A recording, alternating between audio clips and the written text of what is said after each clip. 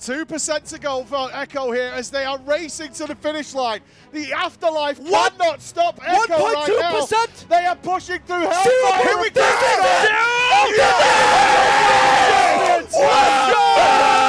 Extraordinary place. Oh my God. 18 days Echo pushed through hell. What and a now way. they've made it.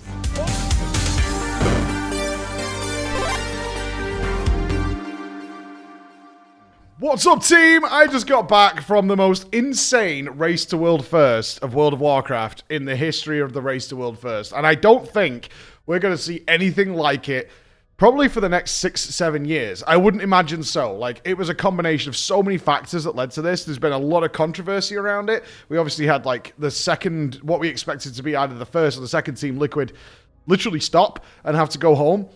We saw Echo bring it home, and overall, the journey has been nuts. So I wanted to talk about it a little bit while it's fresh in my mind, and talk about some of the crazy stuff that came out of this. So originally, I wasn't even supposed to go.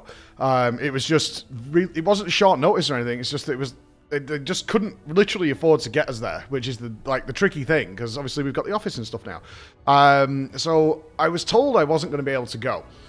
And then we made a deal so I could stream from there and, you know, keep things going and ticking over for us while I was there. Because I wanted to do it, like, for nothing. Which is how I've done it in the past. Is like, I will go for whatever you have, really. Like, I will get there. Like, because I love it so much. And when I said I wasn't covering WoW anymore, I said in that video, is like, I really still want to do the Race to World First because I love it. And, like, they're my friends. And I adore it. So I was really disappointed.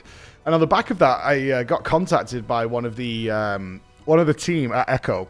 They're like, "Is there really nothing we can do?" And I'm like, "I mean, there is, there is."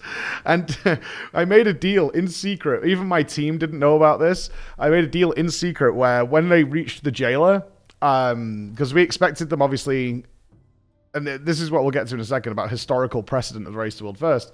They're like, when we get to the jailer, I will walk off stream here in the UK. I'll just get on a plane and I'll be there within an hour, because that's how long it takes to get to Germany, right? I'll be there within like a couple of hours, and we'll just turn up and I'll just do it for free, like whatever. Because I just wanted to be a part of the experience and take part in it, and I feel so honored that I get asked. So I was like, I'll just fucking show up and we'll do the end of it and then I'll go. That was the plan. So there was a whole plan where they weren't going to tell the boys I was coming, and I was going to be picked up in a car and brought to the thing, and then I'd be like, we're there. But thankfully we did work it out so I could like stream from there and stuff. It meant some really long hours, which many of you know, I'd stream like 5-6 hours in the morning, and then I'd cast sometimes for 8 hours after that.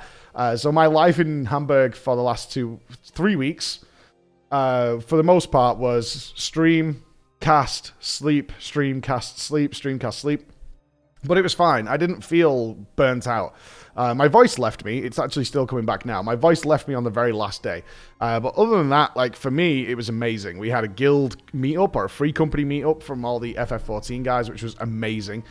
We got to experience as much as Arcadia had to offer, and just sit and have fun with them over the weekend. My family came over for a couple of days before we realized how long this thing was going to go. So it was an extraordinary experience. For me personally, nothing but joy. I didn't burn out. I didn't feel like I was dying for it to stop or anything like that. I just had a great time. As for the lads, okay, so let's get into the race itself. Could we have expected this? Because I saw some people say, if you didn't see this coming, like, it was the most stupid thing I read. It's like, if you didn't see this coming, then you weren't paying attention. Like, bullshit. There has been no way what happened at this Race to World First has ever happened in history. Like, we even beat Tomb of Sargeras in terms of how long this went. And Tomb of Sargeras had 2 broken-ass bosses in it. And that was done off-stream. And only one guild was, like, trying it when they could, which was Method at the time. But there's nothing in place for what happened at this Race to World First. And so when we started, we expected fully to be about 8 days. 8 or 9 days, which is typically the way it goes, is the guys are usually on the last boss by 2 days or so after the reset, and then they spend the rest of the time just doing the one boss. And I've talked about this a lot in my World of Warcraft coverage of the raids, is I hate them when they're one boss tiers. It's not fun, because you do like 10 of 11 bosses in 2 days, and then you have 4 or 5 days on just one difficult boss. Now, There were some hints during Heroic Week because Anduin was like really, really, really hard in Heroic Week and had to be nerfed every single day since then. So it was like, okay, Anduin might be the first wall. And obviously there was this suspicion around, and I want to address this because I still stand by it was true, is that we had the combination of 2 raids. Because I don't think the Shadowlands was supposed to end when it was supposed to end. And they had bosses made. They had to do the Jailer because he's the big bad. And I think they had that cool Among Us mechanic, which they threw into Lords of Dread. And they had Rygalon, which is also a very cool boss with very cool mechanics. And they wanted that included as well. And you can kind of see in the raid the shift to those types of bosses at the end past what seemed relatively ordinary. And I would guess Hollondras was originally supposed to be like a second to last boss. And they had to shove 2 raids together and take some bosses that they'd already made for the next raid and throw them in here and that kind of stuff. Which meant, in essence, and it felt this way, obviously, if you watched it, that we had like 6 end bosses in that raid. And there's other clues to that, like Dasani and Artificer are similar kind of bosses, and they shouldn't have been next to each other in terms of how they progressed through it, because they're both involving rings and the same sort of mechanics, but by the by, we obviously ended up with a ludicrously hard raid. And once we hit that Hollondras wall, it was so strange and fun. Like, for us as outside casters, it was really, really fun. And internally in Echo, it was like half fun, half I hate this boss, which was good to see, because that's usually a sign of a good boss, is if it rubs people the wrong way, but it rubs other people in the really right way. Like, Gingy and Co. loved that boss. They thought it was super fun. Some of the melee loved that boss as well, because they got so much stuff to do, and then some of the melee didn't like it, and some of the range didn't like it. But what we got with Hollondras was completely unexpected. And I believe it was designed by the same guy who did Unat. So somebody who is kind of known in the community for making particularly vicious bosses. But a boss that was considered to be the garbage boss, and I already know I would have made the video of how bad that boss was after the PTR, and then just took it and like redesigned the whole damn thing and was like, well, there you go, enjoy that. And then they didn't change it. Like, they did a very minor nerf to its health, but in terms of the mechanics, they've just left it alone. Like, nope, this is what you need to deal with. And it was weird. It was very, very weird to have this 370 pull boss around that for both guilds. Boss 7. Like, everything about this tier shocked me to the point that I couldn't be shocked even more at any point going forward. But what was cool was the lads took it in their stride, which was really interesting. Now, I mean, Echo won't mind me talking about this because I talked about it to them openly, and they've done this in the past, is they went through these weird phases with mentality, and this raid tested everybody's mental fortitude to the absolute limits, as you guys well know. And I've seen it before, because obviously I've casted for Method a long time, and a lot of those players are now in Echo. So I've seen this happen before, where their mental state dictates how they play. So for them, they always obviously start behind, but with knowledge, blah, blah, blah. But they have to catch up and overtake. So it's a difficult role for them to pick up, especially if it's going to be a short tier, because you only have a few days to do it. So they have to catch up and overtake from the very beginning. They have to start from behind and work forward. But we couldn't get there. We just couldn't get there. And they went through periods where they thought they were doing good, but then you hit Hollondras, and they played really well one day, and the next day their heads were down. And I think it's every time they woke up, they were constantly further behind.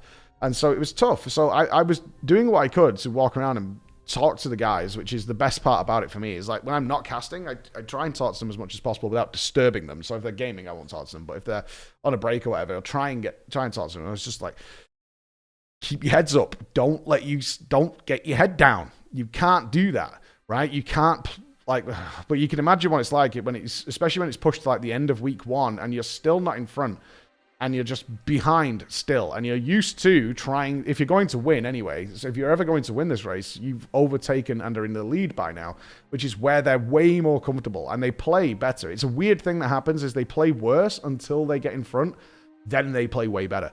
Because they're in the comfort zone and they're not just waking up to see like Limit Liquid I've just in front again, and it's like, okay, we're behind again. And they had that for nearly 2 weeks of being in that situation. And on Anduin, they really did a misstep. Like, there's some players who disagree with me on this, but I can only talk about what I saw from the casting, is like they made a misstep. Like, they just didn't. Anduin's a really, really hard boss. There's no getting away from that. But for me, Echo should have played better. And we went through like periods of like 4 to 6 hours where they just weren't making headway. They were struggling with stuff that you wouldn't expect Echo to struggle with. And it was like, oh God, their heads are down again. And they did this on Hollondras. I was like, they need to get their heads in game. And then they finally overcame Anduin. Obviously, Anduin was busted in the last phase. But they were getting there anyway. But it wasn't their proudest moment, let's put it that way. And then it all changed. And then it really all changed. And this is no offense to Liquid or anything like that, because I'm sure that's how they were feeling internally. And I like the Liquid dudes. I know that. I hope they know that, because, I mean, I talk to them when I can. Is they were tweeting out, like, you know, oh, we're sick of hitting bugged, unkillable bosses. And beta testing them for everybody else to catch up. And for me, and I could only talk about the mentality in the studio, that flipped the whole race on its head. Like for me, that totally flips everything on its head. Because what happened then is they woke up with a fire that I hadn't seen in the race yet at all. And I think they were like, we can do it. We can overcome this challenge. And we now see that you're kind of getting frustrated with it. And that's opened the door for us. And I really felt that's what happened, because that's when the race kind of flipped. And this was at Lords of Dread.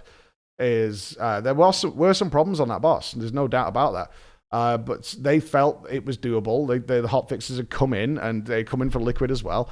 And I think they've genuinely felt like, oh, okay, we can beat this. We know we can. Even though it was one of the most absurd DPS checks that required a ludicrous amount of class stacking that a lot of guilds couldn't put forth for days later. And they did it. That was the turning point. That day, for me, was the absolute turning point, because they played better than I've ever seen them play during the entire race. And then they got their first world first. And the whole mood had shifted that day. Like, before they even got the world first, the whole mood had shifted. Like, when you saw the lads, they weren't fatigued anymore. I mean, I'm talking about in the morning before they even started Lords of Dread. They didn't feel fatigued. They looked energized. They looked pumped up. And I think that's what caused it. I could be wrong, but I think that's what caused it. And then we get to Rygalon that just looks impossible. Like, you know, there was the Lords of Dread had this meme in the community about it, but it was doable. But Rygalon looked kind of like, this is spooky. This is really, really spooky. And I casted that for most of the day, up until the very end. I casted it till 11 p.m. where they got some really close wipes, but it still looked like it was too far away. It looked like, and I think I said this on the cast, it's like Rygalon looked like if the stars aligned in the most stupid way and everybody basically got a god pull. And you know the god pull, you've had this in your time, right? You had this moment where your character just crits all the time and it just plows all the time. And you just feel like you're in the perfect place. And then everybody's character does that, because generally what happens with most pulls is somebody will have god pulls, but like most of the raid will have a decent pull. 1 or 2 has a god pull, and 1 or 2 has really unfortunate pulls where they get all the mechanics and their procs don't line up and blah blah blah, and their damage is lower than it should be. And it all kind of evens out. It's kind of how the way World of Warcraft works. But occasionally everybody gets the god pull, and you just push that extra 2% that just comes from nowhere. Because I'll be honest with you, some of the guys, some of the analysts were like, we've mathed it out. They don't have the damage. And that's what they told me. It's like, we've mathed it out. They don't have the damage. It's just not there. And I was like, they'll find the damage, because I'm very much an optimist. But when you're dealing with a pessimist, it's kind of funny. And he was like, they're 4% away. Like, on their best pull, they're 4% away. And I was like, they'll find the damage. I believe they can find the damage, because history has told me, when I used to be pessimistic, is like, these guys will do things that you just don't think are possible, and they do it. And it felt like that with Rygalon. It's like, they'll find the damage. They'll find it. And at 11 p.m., I finished my cast, and I was really, really tired. I'd been up since 7 a.m. and not stopped broadcasting in some form or another till then. I walked out, and Just Wait walked up to me, and he went, we're going to 4-heal it. And I just looked him in the eye, and I went, okay, I'm going to bed. I'm going to bed. That's it. I'm going to bed. And they stayed up till 4 a.m. working it out. They just worked it out. They sat down. The guys went to bed. They just sat there till 4 a.m., the analyst team, figuring out how to make that come true. And I just couldn't fathom it when I woke up the next day and I saw that 4 healers. Because you got to remember, all day I'd been watching 5 healers struggle with healing. Right? I'd literally watched that for like 4 or 6 hours or something. And I was like, all right, okay, we're 4 healing now. And then they fucking did it. They fucking did it. And I got to cast it. It was amazing. I got to cast it. And it was so clean when it actually happened. Like, there was another flip point. And these flip points in the race are what I live for. These complete flip points. Where they made it to the last phase. And that meant the healing worked. And that was it. It just fucking turned a fire on. And they killed it very shortly after. And it was just amazing to see. Let's go, dude.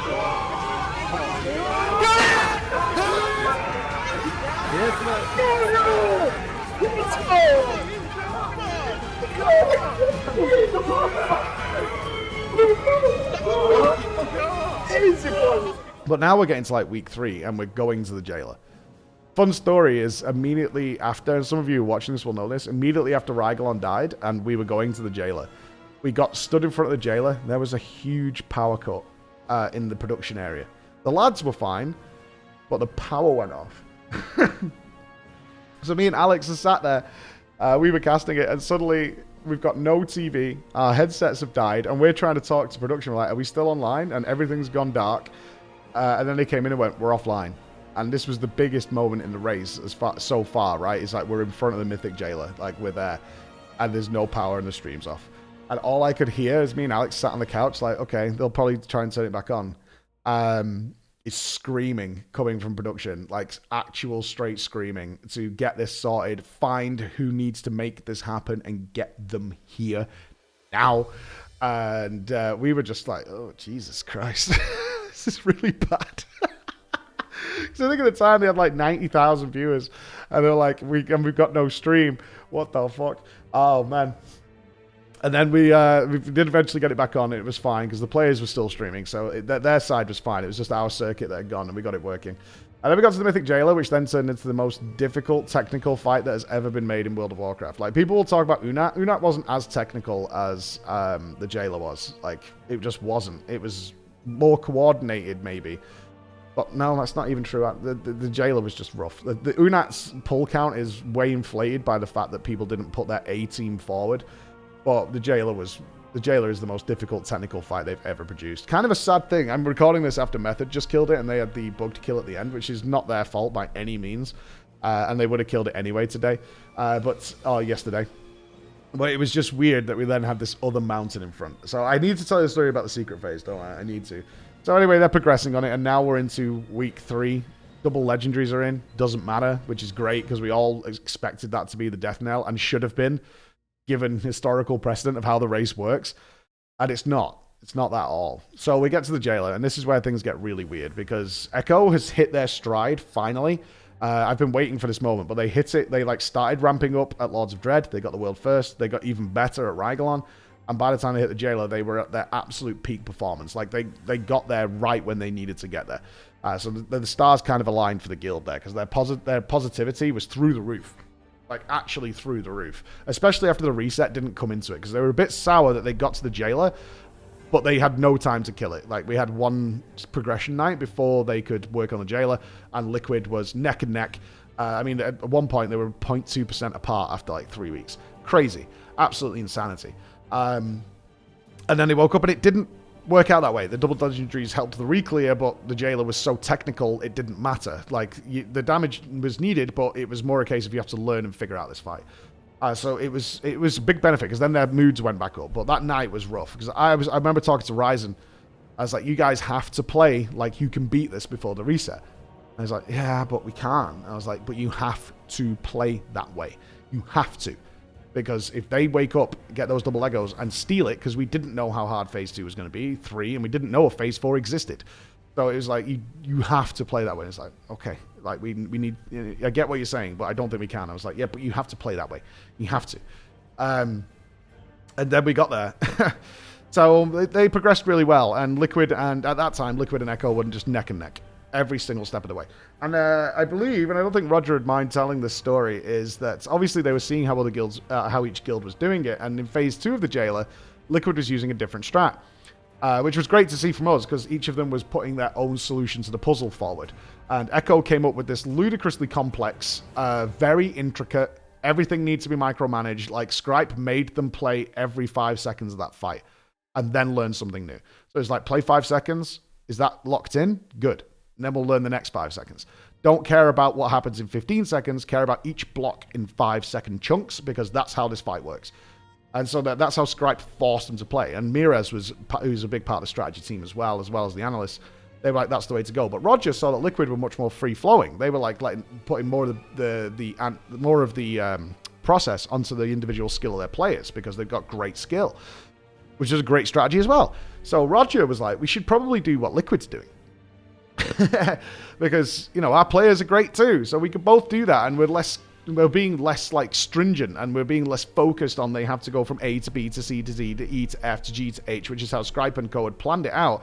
Roger was like, well, we know we have to gather for this. We know we have to gather for that. Why not let it be a bit more free-flowing? Why don't we just say the Defile has to be baited like at the back? As long as it's not in our way, it's not a big deal, and then the players can maximize their damage a bit better instead of being constantly in motion, which is what we were doing. So there's pros and cons to it, right? So I think ultimately Scripe and Mirez went, we prefer our way, and then we'll see tomorrow, because Roger had good points. And then the next day they woke up, and I think Liquid then started using their strat, and I think they were memeing. It was like, oh, it was a good idea that, Roger, wasn't it? Like, shit on him completely. Fucking funny, man. Oh, it was so good. Roger was like, yeah, shut up. Because obviously Liquid strat had issues that Echo hadn't seen or Roger hadn't seen, so there was issues either side. But Echo's was really, really hard to learn. Like, to copy it or to even like come up with your modification of it was really difficult because it had to be played in these 5-second chunks in order to get it right. And it eventually got to the point where we were going to kill it. I think they got it to, so this is how the mythic phase happened, right? This is the reality as I know it, is that they got into, I think, 20% when I finished casting on the night, which meant for me, after what I'd seen with Rygalon, they were killing it the next day. And I'm sure Liquid felt that way. And there was a night where I think they had the best sleep ever, and it wasn't that night. They got to 20%. And I think Liquid was really, really close. I could get the days mixed up here, but this is generally how it happened. And they went to bed thinking Liquid might kill it tonight. Like, I went to bed thinking that, and I'm sure the lads did as well. Like, the Liquid could kill it tonight. We could wake up to a kill.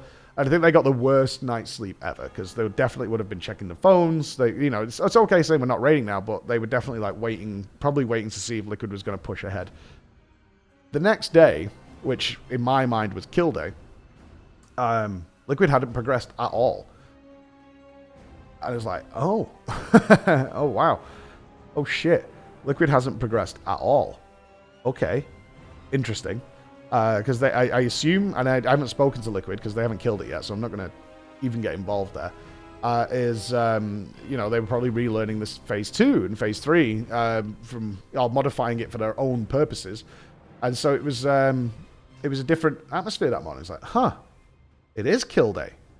So I got dressed and came down to the studio. And one of the analysts approached me, a guy called Grim, who was an absolute legend. Also a pessimist, but a legend. Like, knows his shit. Technical inside and out. And was an absolute fucking foundation for the guys. Made all the weak auras, mathed out everything they were doing, managed all the split runs, like an absolute fucking pinnacle of a linchpin of the team. And he comes to me and he went... Hey, what's up? And I had my shirt on and stuff because it was going to be kill day. And he goes, yeah, there's a mythic phase. There's a secret phase. And I went, no, there's not. And I've been asked this a million times over the course of the race. And I was like, we've got 3 hidden, non-tested bosses. There's no secret phase. And he was like, there's a secret phase. I was like, how do you know? And he went, if I could convince you, because I've got to tell the lads. Got to tell the lads. And he showed it me, and he's like, there's this spell, right? And we knew about it a long time ago. Everybody knows about it. It's been data mined for the jailer. It references the jailer. But we haven't seen it yet, and it's not strange, and that needs to be clear to everybody here. It's not strange that there's a bunch of spells you don't actually see in the final version of the fight. Blizzard's testing stuff out, so they make spells, and then they drop them, right? A lot of bosses have a lot of spells that aren't in their fight. And I was like, right, that's normal. He goes, yeah, that is normal. That is normal. They hotfixed it last night, though. I was like, what? And they went, yeah, this spell that we haven't seen at all in the fights on normal, heroic, and not in Mythic, and we're at like 20%. Got a hotfix last night. They modified it. I was like, oh shit. They were like, yeah. And they also, there's this other spell, this Death Sentence spell, and that looks, you know. And I went, there's a secret phase. And he went, yep, there's a secret phase. Oh man, oh, it was brutal. I was like, I can't believe this. But again, I was out of shocks to give, dude. I was out of shocks. Oh man. And so I was like, all right. So I went into the casters who were in. I think it was Alex and OK Mage. And I'll talk about the casters in a minute because what an extraordinary fucking team. I think Tettles was there as well. I was like, there's a secret phase. And Tettles knew. Tettles was like, yep. He's already been researching it that morning because he'd seen the hotfix as well. He's like, yep, that absolutely is. And he got like the fucking notes on. He's like, check this out. He's got his laptop out. He's like, yep, that's all there. So he went into the casters and it's like, it's not kill day. There's a secret phase. And I'm like, what the fuck? I'm like, yeah, there's a secret phase. And I talked to Fragnance about it. And he was like, yeah, dude, yeah, it's crazy, you know. It's crazy.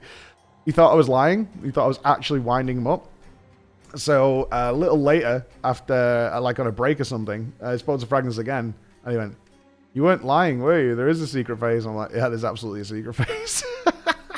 And we agreed as a team because obviously we knew about this, and you do know all about some stuff that's happening that hasn't been seen on screen yet, and you kind of don't know if the other team knows. I mean, you expect they do because they have the same fucking analyst teams, right? And we're like, right, we won't talk about it on stream. Because potentially Liquid don't know, and then they know they've got more time, or it's going to be better if we see a secret phase appear on stream and we can all enjoy it together, right? Because we don't know if it's there. We still weren't 100%. So we're like, we won't mention it unless Wowhead publishes it, which they might do, which they have every right to do. So we were like, we won't mention it until then. And there's a point, you can see it happen on the stream, where Alex, who I was casting with, turns the laptop towards me and he just points at the screen and he carries on talking about something and he just he slowly turns this laptop to me and just points at it. And I read it. I'm like, oh, fuck. Wowhead's published it. So then we had to talk about it and we didn't know when it was going to happen. Then it became the race to find out when it happens. Was it 15%? Was it 10%? We don't know. We have no idea. And I know I left the cast because I was like, well, they're not going to kill it. So we'll have an early night tonight, boys. And then they did get to see it with Gingy on the couch, which was just a fucking extraordinary moment. I'm sure you've seen it. And it was just incredible to say that out. And that was then when they got the best night's sleep because they stopped immediately. I know some people were like, oh, they're pulling off stream. They didn't. As soon as they knew there was a secret phase, they just went to bed immediately. Because it was about 11:15 or something like that. So they just went to fucking bed immediately. I heard them because I was in my room. I heard them all coming up the corridor. Seconds after the stream had died, they just were like, we're going to bed. And leave the analysts to try and figure out what happens in this phase, and we'll play it out tomorrow. A little bit extra time. All ads are dead. 12.6%. Just blast the boss, guys. Come on. And he's Push walking the towards DPS. the middle of the room. Come on, 11%. 11. 10-5. We need to see 10-5. Come on, 0.5. Come on, hit the 10%, guys. 10. 0.2. 10. 10, 9. What? Yeah! We saw it! Let's go! Go! Let's go! We saw it! Okay, Secret phase. the wipe happened because the Eternity's End already went off. They have to hit it before. No, man. But we saw it. We saw There's it. 10%. But they also knew Liquid couldn't possibly catch up at that point. They knew that, like 100%. And I think they slept like fucking babies that night because there's no way. There's no way. Like, typically, secret phases are dangerous, but Liquid hadn't even hit it yet, so it was like, this is great. At worst, we wake up and we have an idea. Liquid's seen it, and we can see what's going on ourselves. So and I think they slept so well that night, the whole team, because they had no fears that we were going to wake up to be losing. So it wasn't going to happen. And then they woke up and they killed it the next day, which was a fucking amazing feeling. And the culmination of the most ridiculous race to World First in history. Like, the hardest raid tier ever made. I'm fully confident in that, and the most difficult one. And those ups and downs, I think, kept Echo's mentality really, really high at the back end, which is when they needed it most, right? They just felt really good. And I could feel that in the room, is that everybody was like re-energized. It was like it gave them the spark. Even after 3 long weeks of grinding it out, it gave them the spark. Like, some of the players were like, oh, just let me be going home, dude. But they weren't like wiped out. They were good to keep going because their kill was in sight. The finish line was there. They knew they could bring it home. I think that was the difference between them and Liquid at that point, is they just knew they could win. And that was enough. That was enough adrenaline to keep them going throughout it. And that's no disrespect to Liquid, because I think they probably felt the opposite. For reference, I've been there when Echoes felt that way during the Nyalotha raid, when they were just waiting for Limit to kill it, because there would have been Limit at the time. And it was awful, because I was trying to inspire the boys. I was like, you can play better. This was on the Zoth, but they weren't. Their heads were down. They were miserable. They wanted to just fucking stop. And they were just literally playing the pulls, waiting for the news that it was over.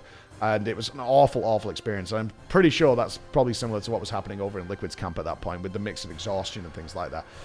It was brutal. It was honestly brutal. So having lived through that, I kind of get a feeling. It probably wasn't exactly the same, but I know that feeling from over there. In terms of, like, the casters and stuff, though, I just have to give them a shout-out at the back end of this. And I'll show you this as well.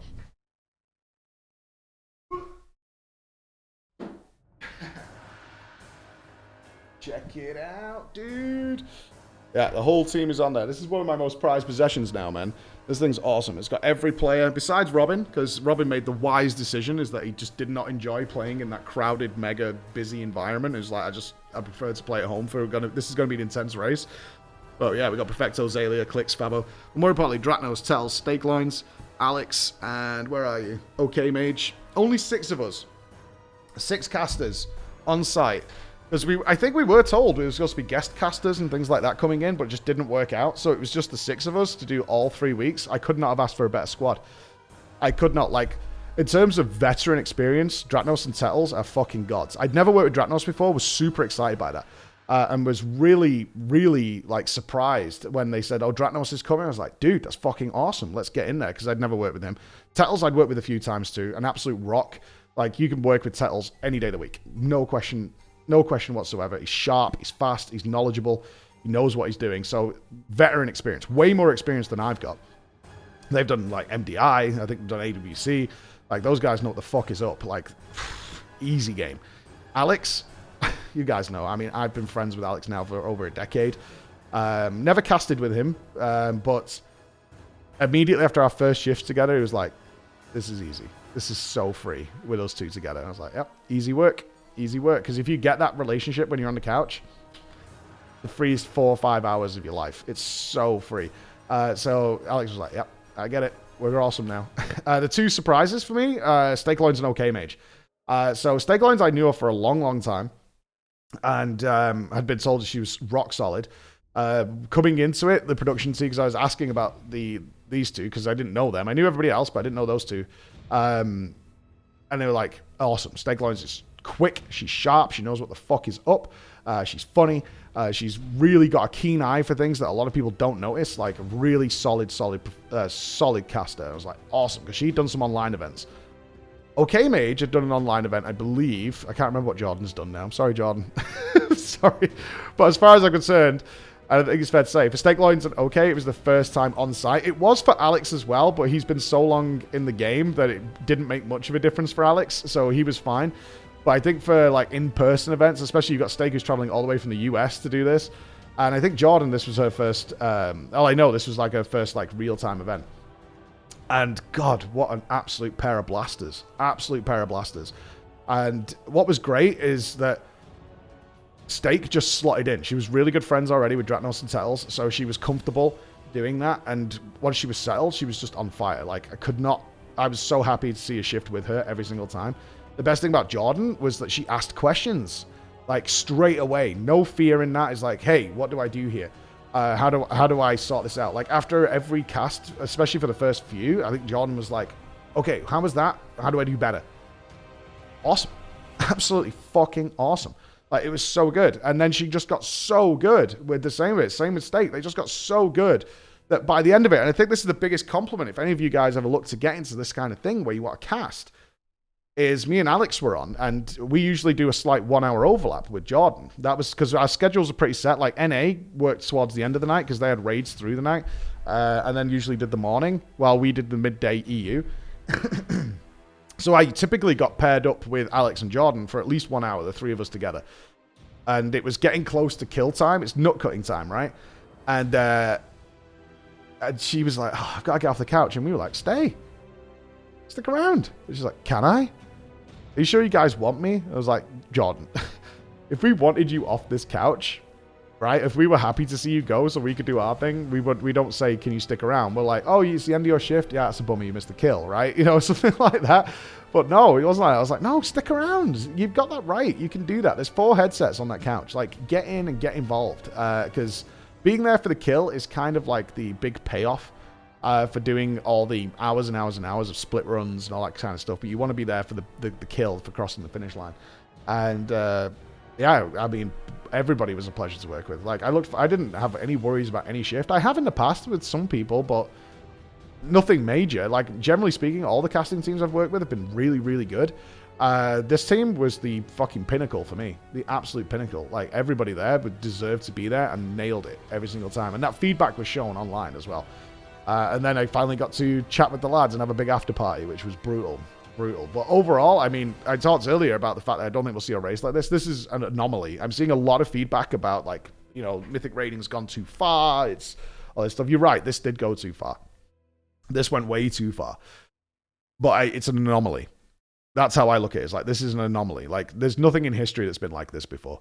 And I think that it's an anomaly. It's happened. It's probably not going to happen again. Blizzard would like, I think, the world first race to be longer than a week, less than 2. If it wasn't for Hollondras, it probably would have gone there and been okay. But this is an anomaly that's happened. I don't think any knee-jerk reaction is necessary. And that's my main point. I don't think it's necessary. I think Blizzard is aware that this was like an anomalous encounter of the race to world first and getting involved. So I don't think this will happen again for years and years. I'm almost certain of it. If they don't, well, fuck me, I suppose. But it just feels like a total anomaly. I don't know if I'm going to cast again, because obviously 10.0 is coming, and I'm not currently playing the game and haven't played it for many months. I was kind of lucky this time that my knowledge of Shadowlands, which I covered extensively, was enough. But as you guys know, they changed the classes like dramatically between expansions. And if I don't play 10.0, which I'm not saying I won't by any means, because if it looks good, sure, we'll check it out. Probably not going to be doing content like regularly for it. I can't imagine that happening. But in general, if it doesn't look good and it looks like more of the same, then we'll probably leave it alone, and therefore I won't have the knowledge this time, which is kind of sad. But if this is to be my last one, what a fucking good one to go out on, right? What a good one to go out on. So that's my thoughts on it. I think it's an anomaly. I don't think we need to go crazy. But what a race. What a race. And GG to all the teams who managed to stick this out. Like, actually crazy. All right, guys. I'll see you again. Bye-bye.